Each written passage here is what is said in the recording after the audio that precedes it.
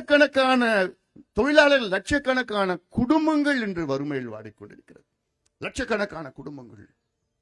இது கொங்கு மண்டலம் என்பது நம்முடைய பெருமைக்குரிய ஒரு மண்டலம். இது தமிழ்நாட்டுக்கு மட்டும் இந்தியாவுக்கு பெருமைக்குரிய மண்டலம் கொங்கு மண்டலம்.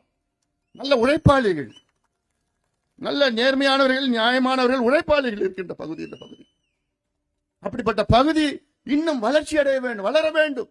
பிரச்சனை என்றால் இங்கே நாம் இருக்கின்றோம். ஆனால் திமுகவுக்கும் இந்த பிரச்சனைக்கும் எந்த சம்பந்தம் கிடையாது. ரவி சொன்னாப்பல இந்த தொகுதியில், இந்த மாவட்டத்தில் 8 தொகுதிகள் இருக்கிறது. என்னுடைய ஆசனை தெரியுமா, இந்த 8 சட்டமன்ற தொகுதியிலும் திமுக வருகின்ற தேர்தலில் டெபாசிட் இழக்கணும். நிச்சயமா முடியும். அதான் நடக்க போகுது. பார்த்துட்டே இருங்க. சில பேர் கேட்பான், இவன் என்னடா பேசுறான், பார்த்துட்டே இருங்க, இன்னொரு 5 மாசம் தான் பார்க்க தான் போறீங்க. ஏன்னா இவங்களுக்கு ஆள்வதற்கு தகுதியற்றவர்கள், திறமை இல்லாதவர்கள். இவங்களுக்கு நிர்வாகம் என்னன்னு தெரியாது. இவங்களுக்கு நிர்வாகம் என்னன்னு தெரியுமா? அவங்க அர்த்தத்தில் நிர்வாகம்னா எங்கெங்க சொத்து இருக்குதோ, எங்கெங்க மணல் இருக்குதோ, எங்கெங்க மலை இருக்குதோ அது கொள்ளடிச்சிடணும். அதுதான் திமுக பொறுத்த வரைக்கும் நிர்வாகம்.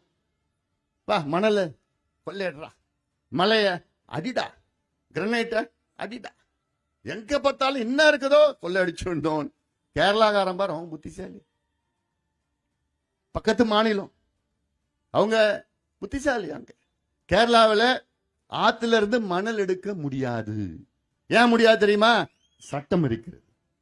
ஆத்துல மணல் எடுக்கக்கூடாது, சட்டம் இருக்கிறது. கேரளாவில் பக்கத்து மாநிலங்கள். கர்நாடகாவில் ஆத்துல மணல் எடுக்கக்கூடாதுன்னு சட்டம் இருக்குது கர்நாடகாவில். ஆனா தமிழ்நாட்டில் படுபாவி, மணலையும் விட்டு வைக்கல, ஆத்தையும் விட்டு வைக்கல, எதையும் விட்டு வைக்கல, கொள்ளையோ கொள்ளை அடிச்சுட்டு இருக்கிறார். ஏன் அந்த சட்டம் கொண்டு வந்தா என்ன? ஏன் கொண்டு வர முடியாது உங்களால? கேரளாவில் மலையை உடைக்க கூடாதுன்னு சட்டம் இருக்கிறது. தமிழ்நாட்டில் இருக்கிற மலையெல்லாம் காணாம போயிடும். பெரிய பெரிய மலை முழுங்கிகள் யாரு? திமுக காரன். மலையே முழுங்கிடுவோம். அப்படிதான் நடக்குது. இங்க மலையா காணாம போயிட்டு இருக்குது. எங்க போகுது இந்த மலைகள்லாம்? கேரளாவுக்கு போகுது. அவன் புத்திசாலி. என் ஊர்ல இருக்கிற மலை எல்லாம் அப்படிதான் இருக்கணும், ஆறு தான் அப்படியே இருக்கணும், சுற்றுச்சூழல் அப்படியே இருக்கணும், எல்லாமே இயற்கை காடுகள், வனங்கள் எல்லாம் அப்படியே இருக்கணும். ஆனா தமிழ்நாடு அழிஞ்சா எனக்கு பரவாயில்ல, அங்கிருந்து எல்லாமே எனக்கு வரும்னு கேரளாவில் நினைச்சிட்டு இருக்கிறாங்க. அதுக்கு உடந்தையாதான் இங்க இருந்து மலையா போயிட்டு இருக்குது, மணலா போயிட்டு இருக்கு, கிராவலா லோடா போயிட்டு இருக்கு.